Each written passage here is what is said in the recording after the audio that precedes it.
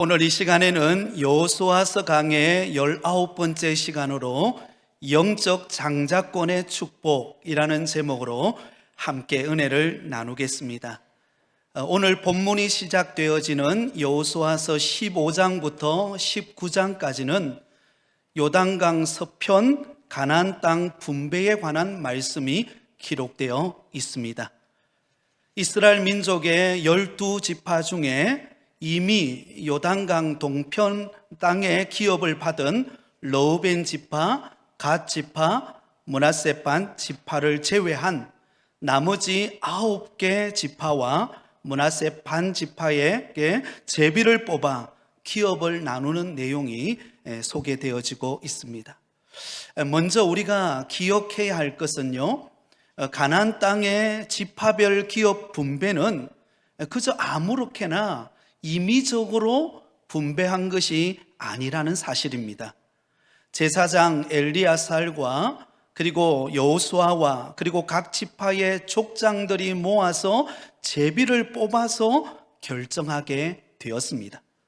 여호수아서 14장 1절 2절에 이렇게 말합니다. 이것은 이스라엘 자손이 가나안 땅에서 받은 기업 곧 제사장 엘르아살과 눈의 아들 여호수아와 이스라엘 자손 지파의 족장들이 분배한 것이니라. 여호와께서 모세에게 명령하신 대로 그들의 기업을 제비 뽑아 9지파와 반 지파에게 주었으니, 제비를 뽑아서 각 지파별로 분배하게 되었다는 것입니다. 여러분, 이것은 철저하게 하나님의 섭리 가운데 이루어진 기업 분배라는 것을 알 수가 있습니다. 저와 여러분이 오늘 우리가 이 세상을 살아가면서 우리에게 주어진 삶의 터전에 우리는 속하여서 살아가고 있습니다.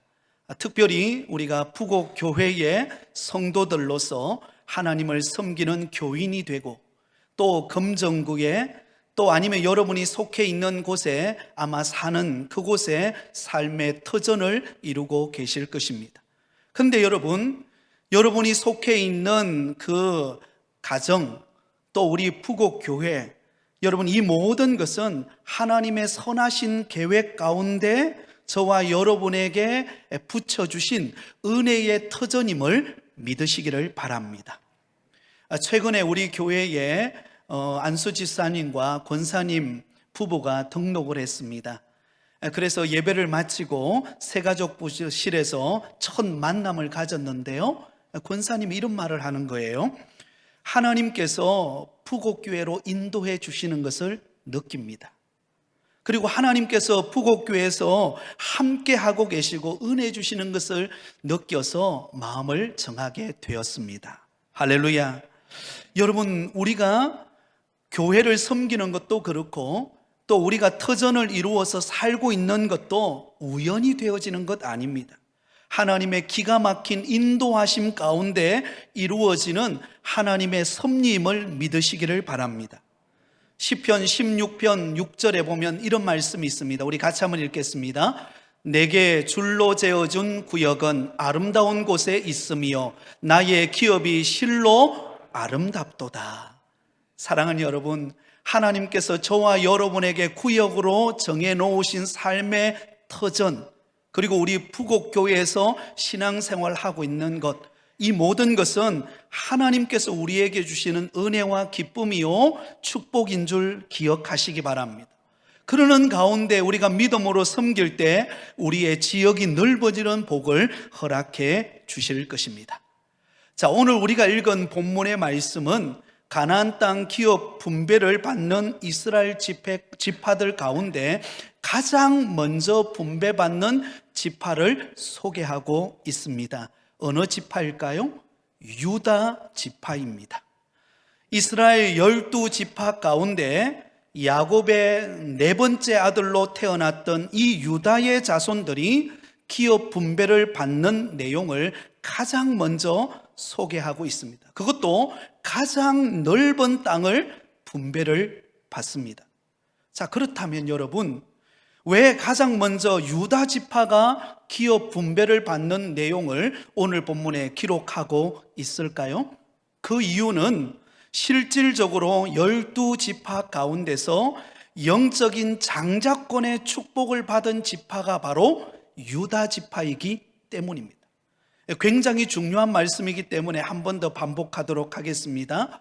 왜 유다 지파가 분배받은 땅에 관한 이야기를 가장 먼저 언급하고 있는가? 그 이유는 바로 이 유다 지파가 영적인 장자권을 분배받은 지파이기 때문입니다. 창세기 49장에 보면 야곱이 12아들을 불러 모아놓고 그들에게 예언하는 내용이 나옵니다.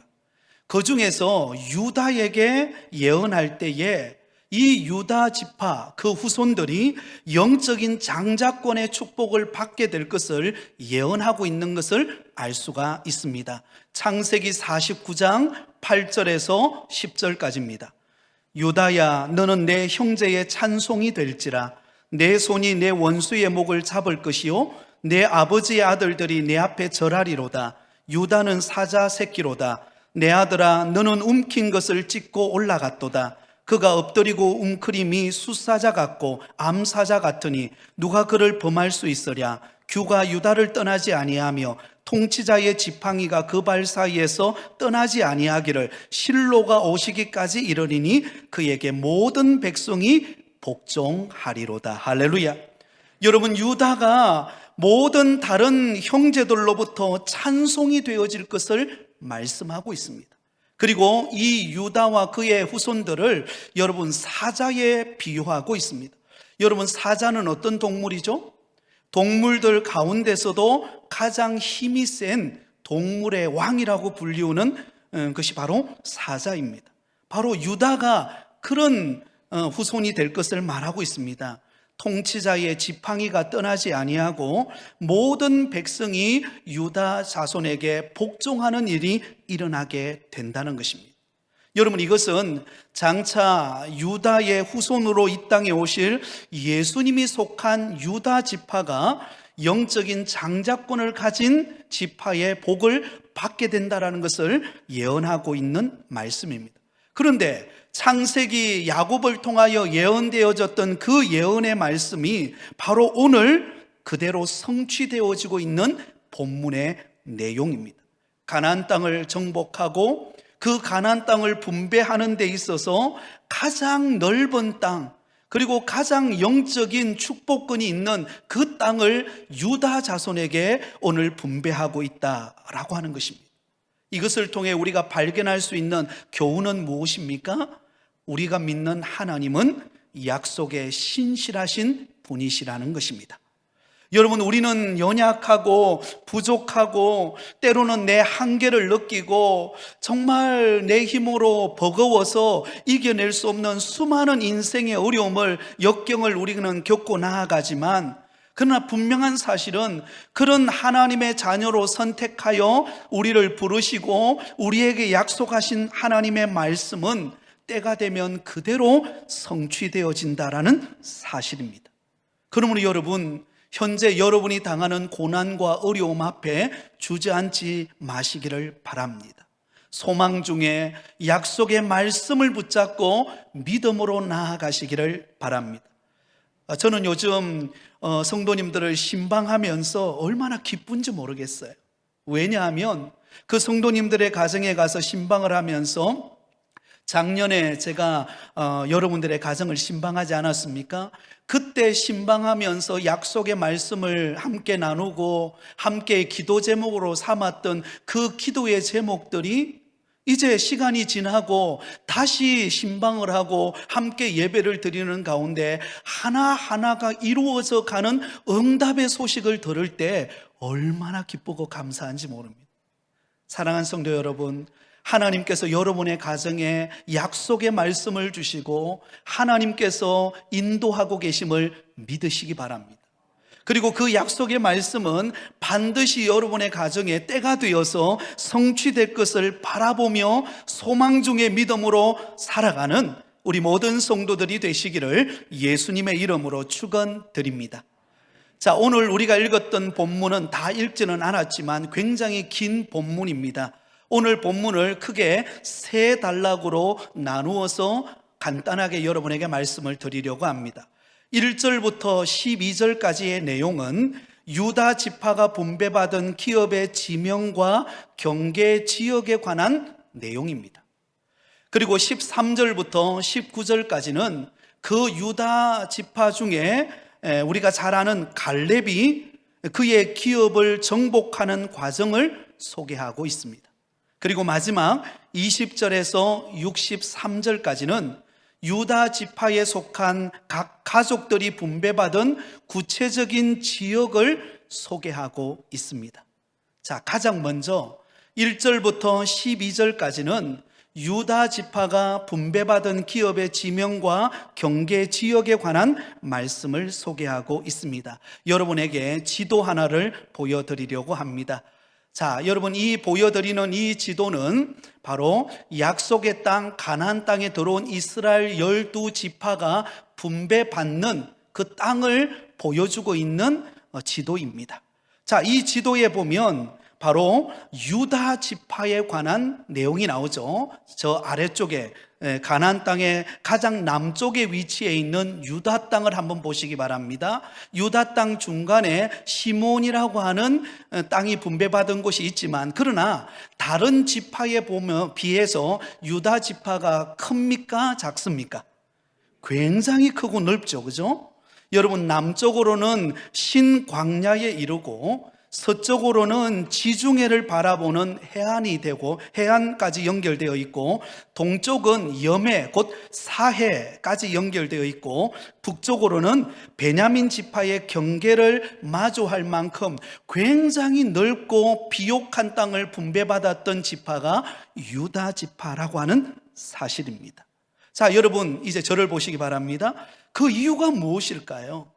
12지파가 땅 분배를 받았는데 그 지파들 가운데서 유다 지파가 가장 넓은 땅, 그것도 비옥하고 그리고 아주 넓고 좋은 땅을 유다 지파가 분배받습니다. 그 이유가 무엇입니까?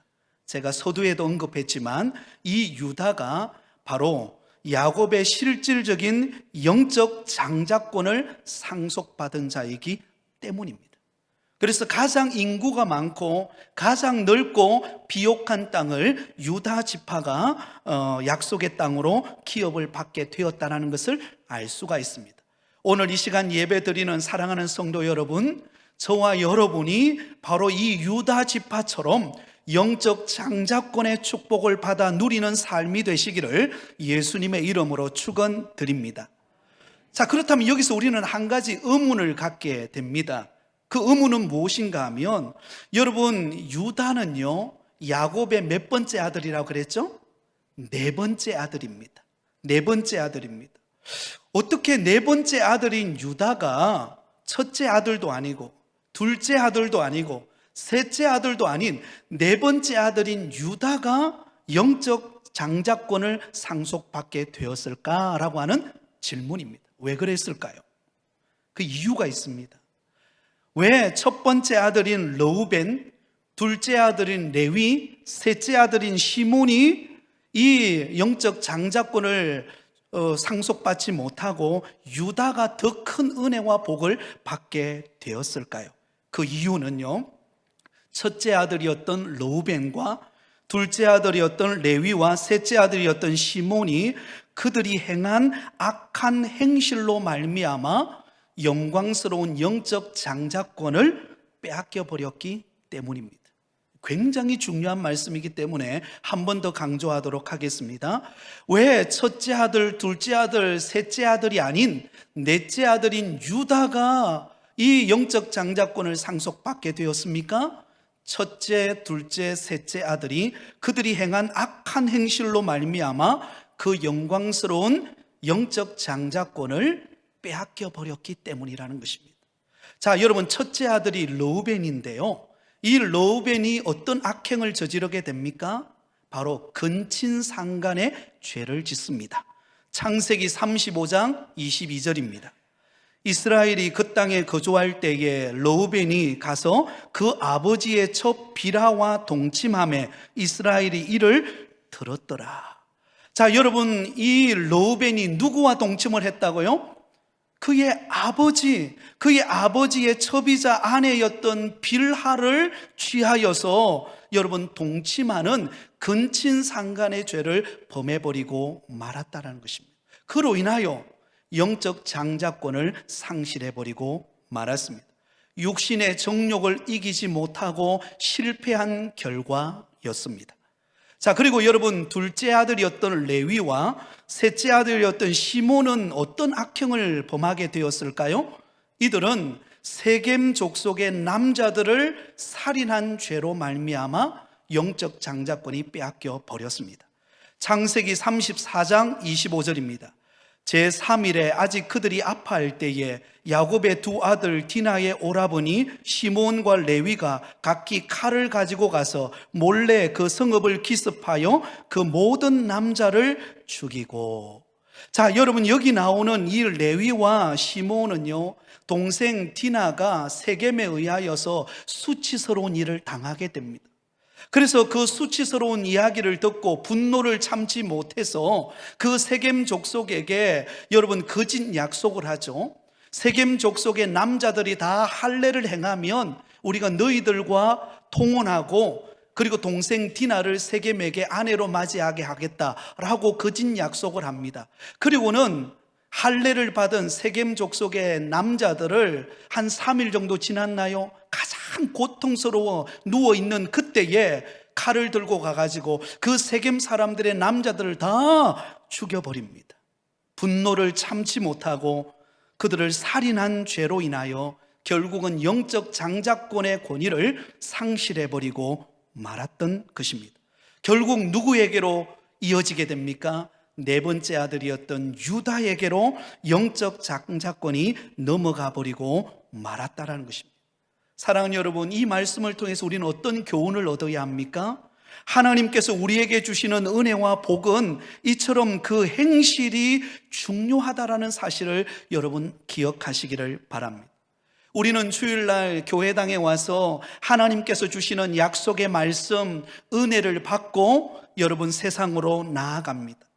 우리가 주일날 교회당에 와서 예배를 드리고 은혜 받는 것, 복을 받는 것 너무나 귀하고 소중합니다. 그러나 우리가 드리는 예배는요, 공식적으로 드리는 교회 안에서만의 예배가 아닙니다.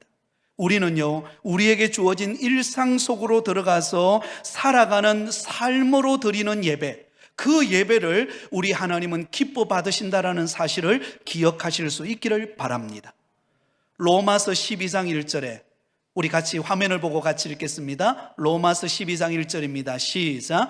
그러므로 형제들아, 내가 하나님의 모든 자비하심으로 너희를 권하노니 너희 몸을 하나님이 기뻐하시는 거룩한 산제사로 드리라. 이는 너희가 드릴 영적 예배니라. 여러분, 영적 예배는 어떤 예배입니까? 바로 우리의 몸으로 하나님이 기뻐하시는 거룩한 산제사로 드리는 것입니다. 주일날 교회당에 와서 우리가 마음과 뜻과 정성을 다하여 하나님을 예배하는 것도 하나님 앞에 드리는 예배지만, 그러나 우리가 일상으로 돌아가서 우리가 한 주간 세상 속에 살아가면서 믿음으로 살아가며 우리가 하루하루 일상 속에서 살아가는 우리의 삶조차도 하나님 앞에 드려지는 예배인 것입니다. 그러므로 우리가 살아가는 삶 속에서 우리는 어떤 행실을 보이는가 굉장히 중요한 것입니다. 사랑하는 여러분, 하나님께서 저와 여러분에게 영적인 장자권의 복을 주시기를 원합니다. 그렇다면 그 복을 어떻게 누리며 살아갈 수 있습니까? 우리의 일상 속에서 하나님의 말씀대로 행하며 살아가시기를 바랍니다. 그래서 여러분, 우리가 주일날 말씀을 듣고 나갈 때에 제게 여러분들이 그렇게 고백하지 않습니까? 목사님, 오늘 말씀의 은혜 받았습니다. 그렇게 하고 집으로 돌아갑니다. 여러분, 말씀을 듣고 은혜 받은 것 너무나 귀하죠. 그러나 여러분, 여기서 은혜 받았다라고 하는 이 말은요, 은혜 받고 돌아가면서 잊어버리는 것을 말하는 것이 아닙니다. 은혜 받았다라는 것은요, 한 주간 은혜 받은 대로 살아내겠습니다라는 뜻입니다. 한번 따라해 볼까요? 한 주간 은혜 받은 대로 살아내겠습니다. 그것이 바로 은혜 받았습니다라는 뜻입니다.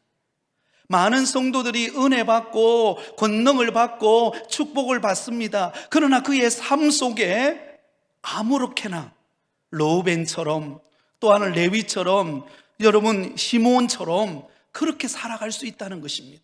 그러나 저와 여러분이 날마다 나 자신을 돌아보면서 하나님 앞에서 고람되어 하나님 앞에 내가 거하고 있다.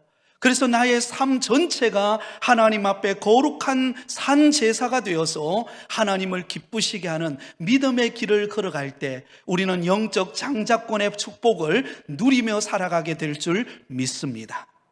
자, 이어서 나오는 13절부터 19절 말씀, 오늘 우리가 함께 읽었던 말씀이죠. 이 내용은 유다 지파를 대표하는 갈렙, 지난주에도 우리가 살펴보았던 인물인데요, 이 갈렙이 기업을 차지하는 과정과 그 가족이 기업을 분배하는 내용을 다루고 있습니다. 자, 여러분, 이 갈렙은 이 산지를 지금 내게 주소서라고 그렇게 고백했습니다. 그 산지가 어디입니까? 바로 헤브론 산지입니다.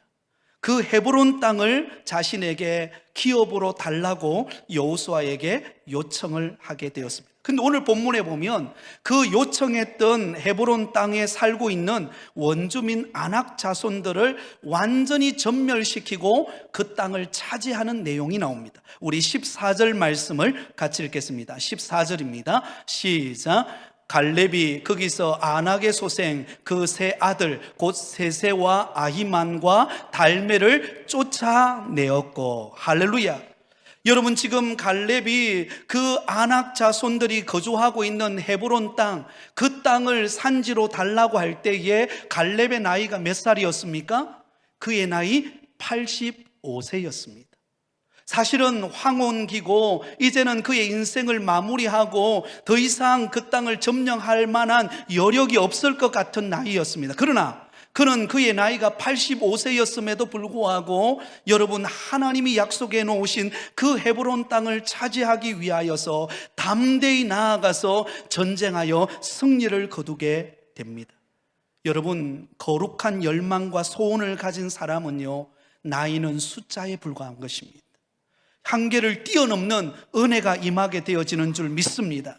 여러분, 그뿐만이 아닙니다. 갈렙은 이어서 이 헤브론 땅만 차지한 것이 아니라 그 근처에 있는 성읍 드빌을 정복하기를 소원했습니다. 그래서 그 드빌 땅을 정복할 때는 용감하고 믿음 있는 자를 세워서 정복하게 했습니다.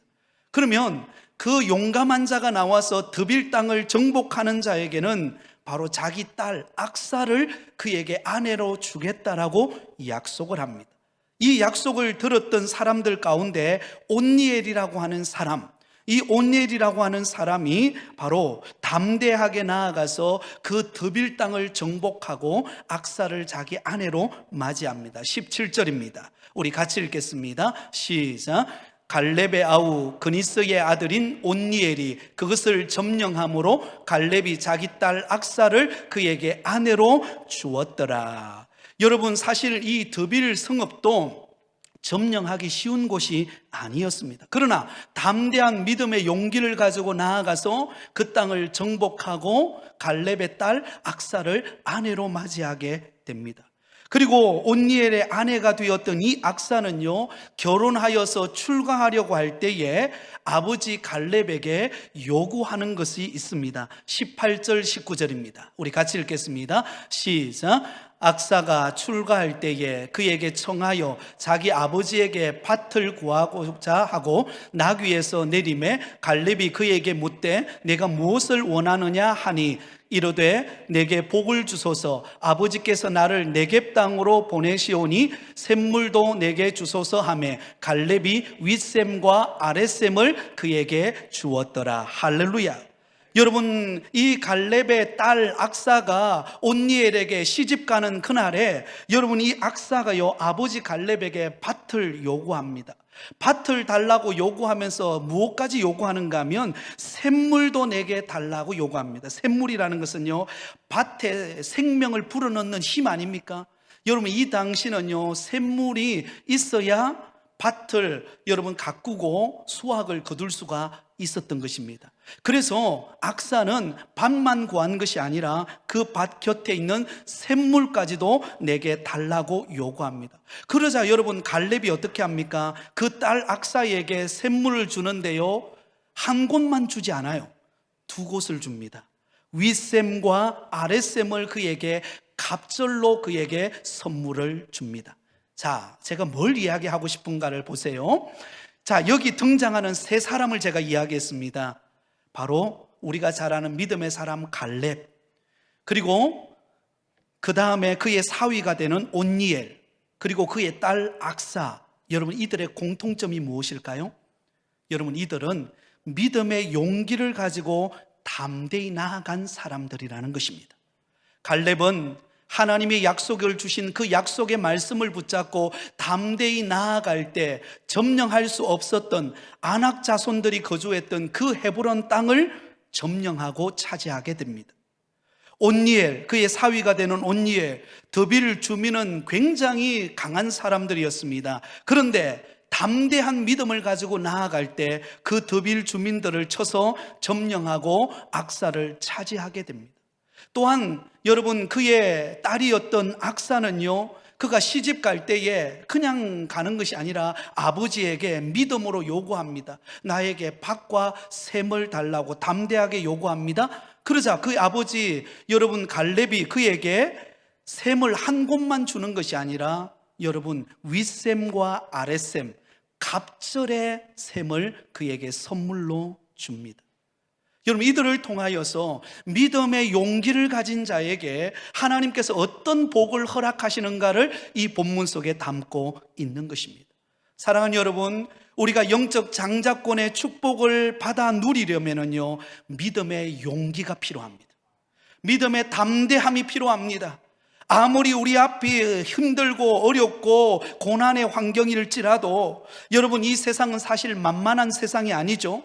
특별히 요즘 코로나 여파가 점점 확산되어지면서 거리두기가 점점 더 확장되어져 가고 있는 이런 때에 정말 우리가 믿음을 지키고 이 어려운 현실을 극복해 간다는 것은 쉬운 일이 아닙니다. 그러나 여러분, 그럼에도 불구하고 우리가 두려워하거나 좌절하거나 뒤로 물러서서는 안 됩니다. 영적인 장자권의 축복을 받은 성도들은요, 이때일수록 강하고 담대한 믿음으로 나아가야 하는 것입니다. 갈렙이 그러했던 것처럼, 그의 사위 되는 온니엘이 그러했던 것처럼, 심지어 시집가는 악사가 아버지에게 밭과 샘을 요구할 때 갑절의 복을 받았던 것처럼, 사랑하는 여러분, 이때가 도리어 하나님이 주실 큰 은혜와 복을 받을 때라는 사실을 믿고 담대한 믿음으로 여러분 전진하시기를 바랍니다. 이사야서 43장 19절에서 20절에 이렇게 약속하고 있습니다. 우리 같이 읽겠습니다. 시작. 보라, 내가 새 일을 행하리니 이제 나타낼 것이라. 너희가 그것을 알지 못하겠느냐? 반드시 내가 광야의 길을, 사막의 강을 내리니 장차 들짐승 곧 승냥이와 타조도 나를 존경할 것은 내가 광야의 물을, 사막의 강들을 내어 내 백성 내가 택한 자들에게 마시게 할 것임이라. 할렐루야. 여러분, 이 본문의 말씀은 제가 작년에 송구 영신 예배 때 여러분들에게 전했던 말씀입니다. 보라, 내가 새 일을 행하리니 이제 나타낼 것이라. 너희가 그것을 알지 못하겠느냐? 반드시 내가 광야의 길을, 사막의 강을 낼 것이다. 여러분, 광야의 길을 내는 것 쉽지 않습니다. 여러분, 사막에 강이 만들어지는 것 어떤 면으로 보면요, 불가능한 일입니다. 그러나 하나님을 믿고 하나님을 의지하고 담대히 한 걸음 한 걸음 믿음의 길을 걸어가면 하나님은 어떤 일을 이루십니까? 광야의 길을 내시고 사막의 강을 내시는 것처럼 하나님께서 우리의 길을 인도해 가신다라는 것입니다. 갑절의 복으로 우리 가운데 응답하신다라는 사실을 믿으시기를 바랍니다. 그러므로 여러분, 주저앉아 있지 마시기 바랍니다. 지금 내 앞에는 되는 것도 없고, 여러분, 내 앞에는 지금 모든 게 다 막혀 있고 이제 캄캄한 터널을 지나고 하는 것과 같다. 아닙니다. 여러분, 그 터널이 지나고 난 다음에는요, 밝은 햇빛이 비치는 그런 길이 펼쳐질 것입니다. 여러분, 소망을 가지고 믿음으로 일어나시기를 바랍니다. 여러분, 우리 이성덕 집사님이 최근에 여러분 호떡집을 오픈을 했습니다. 저는 처음에 저렇게 순한 우리 집사님이 호떡 장사를 잘 하겠나? 사실 믿음 반 의심 반이었습니다. 근데 하나님이 제 불신을 종식시키셨어요. 요즘에 가끔씩 제가 호떡 먹고 싶어서 갑니다. 가면요, 줄을 서가지고 있어요. 할렐루야. 사랑하는 여러분, 믿음은 도전입니다. 여러분, 한번 하나님이 지금 내게 막혀 있는 것을 바라보는 것이 아니라 하나님이 이루실 것을 바라보시기 바랍니다. 그러므로 여러분, 믿음으로 나아갔던 갈렙처럼, 온니엘처럼, 악사처럼 못 이루는 것이 없었는 것입니다. 하나님은 큰 역사를 이루어 가십니다.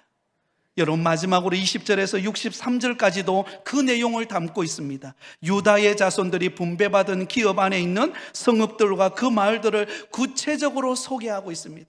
하나님께서 유다의 자손에게 어떤 복의 문을, 어떤 기업의 문을 열어주셨는가를 보여주고 있습니다. 이건 그냥 된 게 아니에요.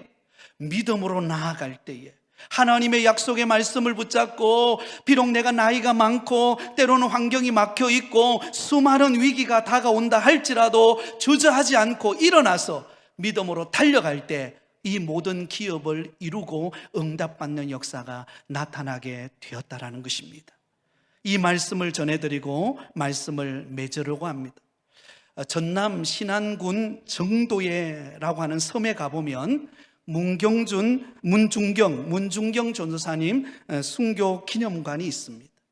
그곳에 가보면 이 문중경 전도사님의 생애를 통하여 열매 맺은, 전도로 열매 맺은 그런 흔적들을 한눈에 볼 수가 있습니다. 이 문중경 전도사님은 전남 신안군 암태면 수곡리의 아주 작은 섬에서 출생했습니다. 어려서부터 총명하고 부지런해서 서당에서 글 공부를 하고 싶었지만 그 당시 이 남존 여비 사상이 워낙 심하던 때라 부친의 반대로 공부를 배우지를 못했습니다. 그러다가 17세의 나이에 신랑의 얼굴도 제대로 보지 못한 채 그가 결혼을 하게 됩니다. 그런데 여러분, 결혼과 동시에 그의 삶은 고통의 나날이었습니다. 결혼해서 시집을 와 보았더니 이미 남편은 외지에다가 살림을 차려놓고 다른 여자와 살고 있는 것입니다. 사는 정도가 아니라 이미 아이를 낳고 살고 있는 것입니다. 그리고는 집에는 전혀 오지를 않는 것입니다. 거의 생과부로 살고 있었습니다. 그런 가운데 지극한 효심으로 그가 섬기던 시아버지마저 돌아가자 시어머니는 큰 시숙과 함께 생활하게 되고 그는 갈 곳이 없어서 목포로 나오게 됩니다. 목포로 나와서 단칸방에서 삭바느질을 하면서 외롭고 힘든 시간을 이겨냅니다. 여러 번 생애를 마감하고 싶어서, 스스로 포기하고 싶어서 그렇게 절망하고 싶은 때도 많았습니다. 그러던 중에 그가 전도를 받게 됩니다. 예수님을 믿으면 삶의 기쁨과 감사가 넘친다는 이야기를 듣게 됩니다. 그래서 그가 찾아간 교회가 그 당시 이성봉 전도사님이 아주 초라한 초가집에다가 이제 막 개척한 북교동 성결교회라고 하는 교회를 찾아가게 됩니다. 그래서 그때부터 그 전도사님이 전하는 하나님의 말씀을 듣고 용기를 갖고 은혜를 받았어요. 그리고는 학습과 세례를 받고 내가 받은 이 구원이 너무나 감격스러워서 그가 복음을 전하기 시작합니다. 그리고는 집사 직분을 받고 난 다음에는 내가 이제는 나 같은 죄인을 구원해 주셨는데 내가 주님을 위하여서 내 일생을 드리며 살아야 되겠다라고 하는 결단을 하게 됩니다. 그리고는 이성봉 그 당시 전도사님의 도움을 받아서 서울에 있는 경성성서학원 신학교에 들어가게 됩니다. 신학교에 들어가서 공부를 하면서 방학 때마다 그 고향 땅인 정도로 내려와서 그 섬마을을 다니면서 복음을 전하기 시작하며 교회를 개척합니다. 33년에 진리교회를 세우고 35년에 정동리 교회를 세우고 36년에 대초리 교회를 건립하고 방충리에 기도소를 짓습니다. 그에게는 수많은 어려움과 위기와 고난이 그에게 찾아왔습니다. 그럴 때마다 하나님 앞에 매달리고 기도하면서 하나님, 내가 받은 이 은혜와 구원의 감격을 내가 더 많은 섬 사람들에게 전하고 싶습니다. 나에게 능력을 주십시오. 그리고는 신학교를 졸업하고 난 다음에 그는 자기 고향인 정도로 내려옵니다. 그리고는 나룻배를 타고 이 섬 저 섬 다니면서 복음을 전파하기 시작합니다. 때로는 주민들을 돕는 짐꾼이 되기도 하고, 때로는 우체부 노릇도 하고, 때로는 병들어 있는 사람들을 위하여 기도하며 고치는 의사가 되기도 했습니다. 그러는 가운데 그가 탄압을 받고 해방 이후에 공산당들이 6.25에 의해서 6.25 사변이 일어나면서 공산당들이 그곳에 들어와서 그 교회를 못마땅히 여기고 핍박하고, 그리고 1950년 10월 4일에 여러분, 그때 이 공산당들이 퇴각하면서 바로 그 교회를 세웠던 문중경 전도사님을 몽둥이로 때리고는 그를 총살시켜 버립니다. 그때 그가 순교를 당하는데요, 그의 나이가 59세였습니다 59세의 나이에 하나님의 부름을 받습니다. 근데 여러분, 놀랍죠? 이 믿음의 여인, 영적 장자권을 가지고 정말로 하나님의 복음이 전파되기만을 원하여서 헌신했던 이 문중경 전도사님이라고 하는 그 한 여인을 통하여서요, 그 고향 땅인 전남 신안군 일대의 섬들이 다 복음화가 이루어집니다. 정동리 교회, 진리 교회, 대초리 교회 외에 10개의 교회가 세워집니다. 그리고 그 개척한 교회에서 신앙생활했던 많은 사람들이 목회자가 되고 훌륭한 인물들이 되어서 이 문중경 전도사님의 신앙의 뒤를 이어서 헌신하는 일꾼들로 쓰임받게 되었습니다. 사랑하는 성도 여러분, 하나님이 주시는 영적 장자권의 축복을 받은 한 사람을 통하여 그가 미랄이 되어서 여러분, 그 전남 신안군 그 정도라고 하는 그 섬마을에 그 지역을 복음화시키고 수많은 영혼을 살리는, 수많은 믿음의 일꾼들을 세우는 축복의 통로로 쓰임받을 수 있었다는 것입니다. 오늘 이 시대에 저와 여러분이 문중경 전도사님과 같은 일꾼이 되기를 바랍니다. 하나님은 이미 우리에게 영적 장자권의 축복을 우리에게 주셨습니다. 그렇다면 우리는 믿음으로 담대하게 일어나서 그 받은 은혜와 축복을 나누며 전파하며 믿음으로 달려나갈 때, 하나님은 유다 지파가 가장 넓은 땅의 축복의 땅으로 기업을 분배받았던 것처럼 하나님이 저와 여러분의 지경을 넓혀갈 것입니다. 사업의 지경을 넓혀갈 것입니다. 직장과 일터의 지경을 넓혀갈 것입니다. 여러분의 자녀가 잘 되도록 하나님께서 역사하실 줄 믿습니다.